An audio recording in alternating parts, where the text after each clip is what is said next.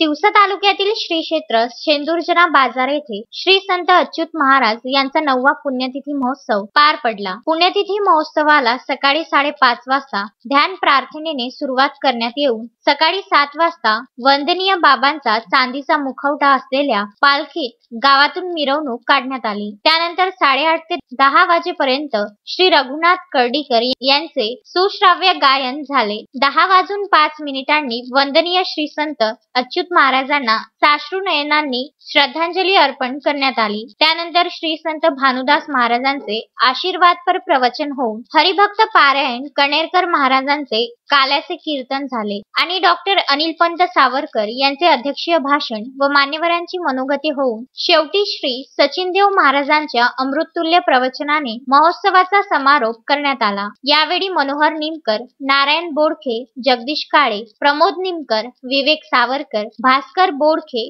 राजेंद्र देवडे, सचिन सावरकर, दादाराव शेळके, देवीदास सावरकर, प्रवीण भोजने, प्रतीक्षा कुरडकर व मोठ्या संख्येने भक्त मंडळी उपस्थित होती। रामचंद्र मुंदाणे, विदर्भ न्यूज, तिवसा।